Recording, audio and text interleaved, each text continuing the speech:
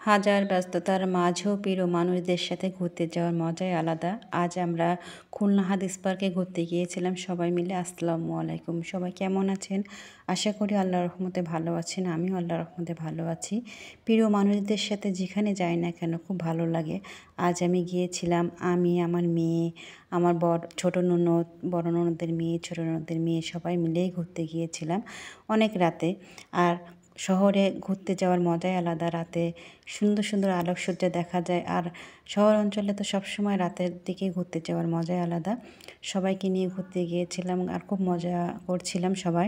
আমার এই ভিডিওটা অনেক দিন আগের করা ছিল, আর এখন আমার ভয়েসটা শুনে আপনারা বুঝতে পারছেন আমি কতটা অসুস্থ। তারপরেও আপনাদের সাথে ভিডিও শেয়ার করার জন্য আমি ভয়েসটা দিচ্ছি। যেয়ে দেখেছিলাম বাচ্চাটা খুব সুন্দর করে বেলুন ফুটা। আর এই হাদিস পার্কে সবাই সন্ধ্যার সময় হাঁটতে যায়। খুব খোলামেলা পরিবেশ, আর শহরে নিরিবিলি জায়গায় হাঁটতে যাওয়ার মজাই আলাদা। আর এখানে অনেকে বাচ্চাদের নিয়ে আসে খেলাধুলা করার জন্য, একটু টাইম পাস করার জন্য। আর এখানে অনেকগুলো কাঠের জিনিস ছিল, আমি দেখতেছিলাম। আর আমি এখান থেকে একটা চাবি রিং নিয়েছিলাম, এটাও দেখছিলাম, এটাও খুব ভালো একটা জিনিস ছিল, আমি এটা নিয়েছিলাম চাবি রাখার জন্য, খুব ভালো একটা।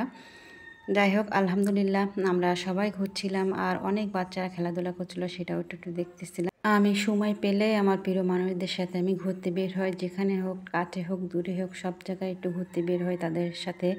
আপনি যে সময়টা চলে যায় সে সময়টা কখনোই ফিরে আসে না, তাই সে যে সময়টা যাচ্ছে সেই সময়টা সুন্দর করে কাটানোর চেষ্টা করবেন। হয়তো আর কয়দিন বা বাঁচবো, তাই প্রিয় মানুষদের সাথে সুন্দর সুন্দর মুহূর্তগুলোই থেকে যাবে। আপনি থাকবেন না, কিন্তু আপনার ব্যবহার আপনাকে আপনার প্রিয় মানুষদের কাঁদাবে।